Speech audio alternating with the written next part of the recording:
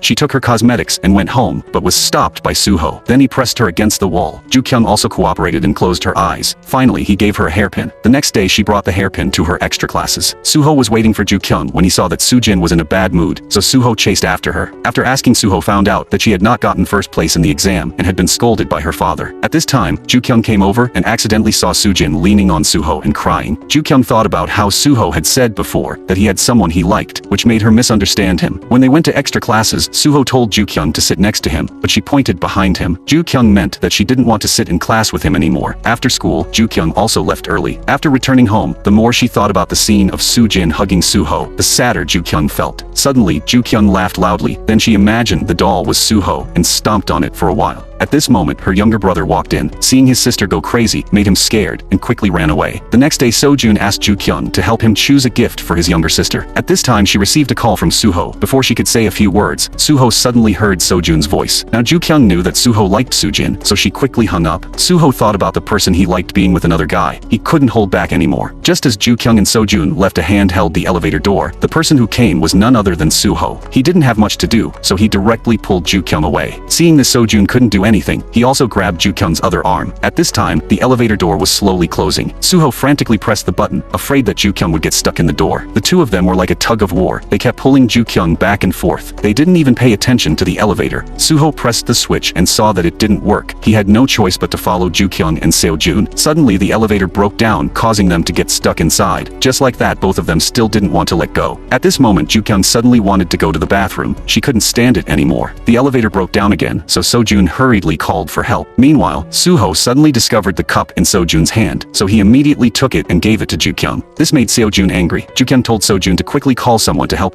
Siu. After a minute passed, the elevator maintenance team finally arrived. At this time, Ju-kyung used all her strength. This skill shocked the two men immediately. The next day, the school organized a camping activity. Soo-jin was surprised to find Seo-jun and Ju-kyung wearing couple clothes. Suddenly, a male student ran up to Suho, and everyone noticed Suho. Suho kept looking at the two of them. On the school bus, Suho wanted Ju-kyung to sit next to him, but Soo-jin suddenly sat down there. Ju-kyung had no choice but to sit in the back row, and as a result, Seo-jun also sat next to her. Everyone quickly started shouting and cheering for them to love each other. At this time, Suho's eyes were on Seo-jun. Suho was extremely angry but couldn't do anything. After arriving at the camping site, everyone took a photo together. At this time, the classmates were shouting that Ju-kyung and Seo-jun were wearing couple clothes, so they should take a picture together. When the teacher saw it, he scolded the two of them for wearing couple clothes to go camping. Ju-kyung quickly denied it. After taking the picture, the classmates started teasing them again, saying that the two of them were dating, otherwise why would they wear couple clothes? Suho was very angry at the side. Ju-kyung told Seo-jun to take off his shirt. Seo-jun joked that they had just started and she was already asking him to take off his shirt. Wasn't that a bit hasty? Then the two of them started fighting again. Not long after, the school organized a group game requiring 4 people to form a group. Sua's boyfriend wanted to put Suho and Ju-kyung in a group, so he intentionally pulled Ju-kyung to Suho's side. However, Soo-jin was already in the group, but Sua pulled her boyfriend over, so Ju-kyung accidentally became the extra person. Seo-jun saw this and quickly pulled Ju-kyung into his group. The host asked the 4 people to stand on a piece of paper. The 4 people from Suho's group hugged each other tightly, but Suho's eyes were only on Ju-kyung's group. Very quickly, everyone couldn't hold on any longer. Only 3 groups won points. Then the game started to upgrade. The remaining 3 groups folded the paper into 4. When Seo-jun heard this, he immediately felt that things weren't easy, so he directly picked Ju-kyung up. Suho couldn't stand it anymore. He wanted to rush forward to separate the two of them. Luckily, Sua's boyfriend pulled Suho back. The game continued. Sua also jumped on her boyfriend's back. The 4 guys from the 3rd team also hugged each other. Suho had no choice but to pick Soo-jin up. Ju-kyung looked at Suho. Suho also looked at Ju-kyung. In the end, the 3rd group failed. Now only Seo-jun and Suho's group remained. At this time, the game was upgraded again. The host asked the male students to only put 1 foot on the ground. Not long after, Seo-jun's team could not hold on any longer and fell down. In the end, Suho's team was the winning team. Suho saw Ju-kyung helping Seo-jun dust off, which made him even angrier. Soo-jin also happened to discover this. Then it was time for dinner. Suho's eyes were still looking at Ju-kyung. At night, Suho called Ju-kyung out alone. The two of them went further and further away. Suddenly, a gust of wind blew. In fact, they did not know that this road was called the Road of No Return. Legend has it that there is something evil here. At this time, they discovered a strange boat on the riverbank. At this time, the group of students were listening to the story from the old man that there was a girl who was not satisfied with the marriage arranged by her parents, so she jumped into the well and left this world. From then on, whoever came near this well would suffer the revenge of the witch. But the group of students did not believe it. They also said that there were no ghosts ghosts in this world. So they decided to go find out. At the same time, Suho and Ju-kyung were sitting on the boat talking. When they were about to take a photo, a fly flew by. Ju-kyung panicked and fell into the river. After Suho saved her, the makeup on her face disappeared, revealing her bare face. Sujin happened to pass by. Ju-kyung, in order to prevent her classmates from seeing her without makeup, pushed Suho out. Sujin also discovered Suho. Suho hurriedly stepped forward to stop Sujin, but Ju-kyung accidentally fell to the ground. Sujin just wanted to check what it was. Suho lied that it was just a wild boar. Before Sujin could suspect anything, Suho pulled her away. At this time, the group of students finally reached the well. The chubby boy seemed to have discovered something. They gathered together and slowly approached the well. They were so scared that they ran away, not even having time to pull up their pants. Ju-kyung hurriedly stuck her head out to check, thinking to herself that they probably wouldn't recognize her. Ju-kyung was about to turn back when she accidentally met So-jun, who was looking for her. Suddenly the phone rang. So-jun discovered Ju-kyung. Ju-kyung was so scared that she fell from the tree, and So-jun was so scared that he fainted. Ju-kyung quickly hid in a secluded place and then sat down on a chair to see who had just sent the message. It turned out to be Suho asking where she was. At this time, Suho also received Ju-kyung's message. She told him that she had returned. Suho took out a box from his pocket. Inside was a necklace. It turned out that he wanted to confess to Ju-kyung. He didn't expect this kind of incident to happen. The next day, Ju-kyung woke up very early to put on her makeup again. She was afraid that her classmates would see her without makeup. After a while, the teacher gathered everyone and said that there were 5 hidden treasures nearby. Whoever found them would have them. So all the students started treasure hunting. Ju-kyung stepped forward and told the teacher that she wasn't feeling well. So-jun happened to see her, so he got in the car to find Ju-kyung. He called Ju-kyung several times, but she didn't respond, so he touched her forehead. It turned out that Ju-kyung had a fever, so he quickly got out of the car. A moment later, So-jun brought water and medicine and sat next to Ju-kyung. After Ju-kyung took the medicine, So-jun took off his coat and covered her. Then he put a small bracelet on Ju-kyung. On the other side, Suho couldn't find Ju-kyung, so he was very worried. So-jun saw Suho outside and quickly pulled Ju-kyung's head to his shoulder. After Suho got in the car, he saw the two people being intimate. He saw the bracelet on Ju-kyung's hand again. He was about to go and wake Ju-kyung up, but was stopped by So-jun. Seeing that he was blocked, Suho couldn't stand it anymore. Suho immediately rushed to fight Seo-jun. Just like that, the two people fought over love. Their classmates also saw them, but thought they were playing. Suho and Seo-jun fought and argued. In the end, they both lost, but they still didn't want to give up Ju-kyung. At night, the school prepared another party. At this time, the classmates asked So-jun to sing a song, but So-jun didn't want to sing. Ju-kyung asked So-jun if he really wouldn't go. So-jun said that he could go, but she had to agree to his request. Ju-kyung agreed. Then So-jun stepped onto the stage. He started singing. Ju-kyung didn't expect So-jun to sing so well. Normally in her eyes, So-jun was a man who only knew how to use violence. The next day, when Ju-kyung returned to school, she happily sent the photo that she and Suho took yesterday. But Suho waited for a long time but still didn't see the message. Then he asked Ju-kyung why she hadn't sent it yet. Ju-kyung opened her phone to see and found out that she had mistakenly sent the photo to the boy with glasses' cell phone. He was a busybody. If he knew, it meant that the whole school would know. Ju-kyung hurriedly ran to the boy with glasses and found that he hadn't read the message yet, so she just needed to get his phone back and delete the photo. Ju-kyung discovered that the glasses boy's phone was in his pocket, so Ju-kyung ran towards the glasses boy with all her might. While he wasn't paying attention to the phone, Ju-kyung snatched it and ran back to class. But the phone needed a fingerprint password to unlock, and just as she was about to go find the glasses boy, the teacher came. Fortunately, the glasses boy didn't notice during class, but Ju-kyung was very worried. After 2 classes, the glasses boy fell asleep, so Ju-kyung quickly lifted his finger and successfully unlocked it. Just as she was about to delete the photo, the glasses boy woke up. He asked Ju-kyung why she took his phone. So-jun suddenly appeared and took the phone. Seeing the photo of Ju-kyung and Suho together, So-jun was stunned for a moment. Ju-kyung immediately snatched the phone and successfully deleted the photo. So-jun looked at Suho with a very unhappy expression. The next day, Ju-kyung and Suho met. Ju-kyung disguised herself very carefully because being in love while still in school was too stressful. She once thought about being crushed by all the girls in school, so she had to be careful. She always chose the farthest place from school to date. Even when eating, she would choose the most hidden restaurant. The two of them even ordered a couple's meal, but ended up with only one set of utensils. They looked at the people at the next table. Only then did they realize that the couple's package was like this. So Suho fed Ju-kyung, but at this moment the waiter ran over and saw this embarrassing scene. Turns out that just now, she brought up a missing set of cutlery. Suddenly Ju-kyung was startled because she saw her classmates coming to greet her. Ju-kyung immediately told Suho to quickly hide under the table. Her classmates asked Ju-kyung who she was eating with. She quickly said she was alone, but her classmates didn't believe her. They said that one person couldn't order for a couple. Suho below didn't dare to move. The classmates saw this and pretended to leave. Suddenly a butt appeared. Ju-kyung was extremely scared. The male student wearing glasses rationally said that they should still respect other people's privacy. Just like that, he greeted Suho and said a few more jokes before turning around and leaving. On Sunday, Ju-kyung went to look for a part-time job to earn money for tuition because of her lack of experience, so they didn't want to hire her. When she went into the bathroom in a disappointed mood, she saw a pervert changing clothes in the girls' bathroom, only to find out that this pervert was So-jun. Ju-kyung asked him why he was in the women's restroom. So-jun noticed that there didn't seem to be a urinal channel nearby, so he ran away. It turned out that Sojun was working part-time at this store. He came here today to take a poster photo with his handsome face. Sojun just needed to pose casually and he would have countless beautiful photos. Ju-kyung also came to watch this scene. At this time, the director saw Ju-kyung's figure, plus the fact that the model had a conflicting schedule today, so the director decided to let Ju-kyung take this place. Ju-kyung heard that she could make money and immediately agreed. Because Ju-kyung was inexperienced, Sojun didn't want to cooperate with her. The photographer saw that they weren't in the right position, so he told them to take a break. During the break, Ju-kyung felt very hot, so she lifted her skirt and fanned herself frantically. Even Sojun couldn't stand it anymore. Ju-kyung also wanted to help Sojun wipe his sweat, but he stopped her. Then he pushed her down on the sofa, and the two looked at each other. Sojun said that he was also a man. Ju-kyung replied that of course he was a man. Could it be that he was a woman? At this time, the photographer who came over was very happy to see this scene. He quickly picked up the camera and took a photo right away. The two of them cooperated very well. Sojun also took the opportunity to lean close to Ju-kyung, making her feel a little shy. After taking the photo, Ju-kyung took the initiative to invite Sojun to eat, to thank him for helping her earn money today. Ju-kyung didn't know that Sojun couldn't eat spicy food, but he didn't want her to be sad, so he still tried to eat it all. After finishing eating, the two of them went home. On this side, a couple was feeding pigeons when an uncle suddenly caught the food. Then he put it in his mouth and ate it. The couple looked at the uncle with contempt. Then they threw some more food, but the uncle still caught it. Then he started eating it again, and he even learned how pigeons beg for food. This scene was accidentally seen by Suho. Suho was talking on the phone with Ju-kyung, but her father ran over and hung up. It turned out that Ju-kyung's father was trying to get money from the person who had cheated him, so he chose to run away from home. After that, Suho took Ju-kyung's father home. The father still didn't know that Suho was in love with his daughter, and it seemed that the two of them were very compatible. They ate turkey noodles together, watched a football match together, and even hugged each other excitedly. The next morning, Ju-kyung's father told Suho that he would be home later and asked Suho to help keep it a secret. Suho agreed. That night, Suho and Ju-kyung went on a date when suddenly a bus passed by and splashed water on Ju-kyung. Suho quickly hugged Ju-kyung, but this scene was accidentally seen by Sujin, who had feelings for Suho. Seeing the intimate behavior of the two made Sujin extremely sad. Because Ju-kyung's clothes were wet, Suho took her home. After she changed her clothes and stepped out, the food arrived just in time. At this moment, a head slowly appeared, and he was Ju-kyung's father. It turned out that while he was cleaning, he saw a bottle of good wine. He intended to take only a small sip, but accidentally drank the whole bottle. Just like that, he slept until now. When he wanted to take the opportunity to leave quickly, he heard Suho's voice. He had no choice but to hide under the table. Ju-kyung and Suho also went to that table. Ju-kyung's father still didn't know that Ju-kyung was outside. The two of them were still eating pizza. This made Ju-kyung's father unable to resist his craving, so he secretly reached out and took a piece and started eating a big bite. Because the two of them were watching a horror movie, they were very nervous. Ju-kyung's father saw it and said that this guy dared to bring a girl home and praised Suho for being very brave. Finally, a female ghost rushed out, which scared Suho. He unconsciously approached Ju-kyung, and their eyes met. Seeing the opportunity, Suho slowly leaned towards Ju-kyung. Ju-kyung's father also quietly stuck his head out to see what Suho's girlfriend looked like. He recognized it as Ju-kyung at first glance, which made him angry. Just as they were about to kiss, Ju-kyung's father grabbed Suho's leg, which scared the two of them because they thought a ghost had appeared. When Ju-kyung clearly saw the face of the man below her, she immediately became confused. It turned out to be her father. Seeing this, Ju-kyung was extremely worried. After that, the father and daughter went home together. The father told Ju-kyung that she was absolutely not allowed to sleep with any men before getting married. But Ju-kyung felt that she was really embarrassed just now. For reasons of confidentiality, the father and daughter came to an agreement. The father helped his daughter hide their relationship from her mother, and the daughter helped her father hide the fact that he was staying at someone else's house from her mother. The next day when she went to school, so that Suho wouldn't be taken away by someone else, Sujin told Ju-kyung that I liked Suho. Ju-kyung was stunned after hearing that because she was currently dating Suho. Ju-kyung decided to tell Sujin about this. When Sujin heard that Ju-kyung and Suho were dating, she was very angry. Sujin didn't say anything and directly splashed juice on Ju-kyung's face. They used to be best friends, but ended up turning against each other. Suddenly, Ju-kyung stood up and shouted loudly. It turned out that everything was just a dream, but dreams often reflect reality. They were the two male gods of the school, but loved the same girl. That day, they went to Ju-kyung's house to make mandu. Ju-kyung's mother kept praising Sojun for being handsome and skillful, while Ju-kyung's father was very attentive to Suho. The mother told Ju-kyung that when she found a boyfriend in the future, she should choose one of these two. Ju-kyung just smiled shyly. Ju-kyung's father said he would vote for Suho. Her younger brother also agreed to vote, but Ju-kyung's mother said that her favorite son-in-law was Sojun. Suho was not to be outdone. He said that his father would perform in 2 days, and he would get a ticket for Ju-kyung's mother. Ju-kyung's mother was stunned after hearing this. Suho's father was her male idol, so this put her in a difficult situation. Suddenly, she thought of another way. She would vote for the person who made the better mandu. As soon as these words were said, Suho and Sojun immediately became excited. Although they appeared calm on the outside, the battle between the boys was secretly breaking out. The two of them rolled the dough faster and faster because both of them were determined to win this battle. Both of them used their hands that had been single for 20 years to create some pretty mandu. Ju-kyung's family was very surprised surprised. Now they not only demanded quality, but also attractiveness. After a while, they were able to wrap a large amount of mandu, but things didn't stop there. Suho carved a golden dragon with 9 claws, while Sojun made an extraordinary crane. Jukyung's parents were shocked by these masterpieces. They didn't expect Sojun and Suho to have such talent. It was just a mandu, but it gave off a 5-star feeling. As a result, Jukyung's father accidentally touched it, and the masterpiece collapsed. In the end, the mother announced that Sojun won.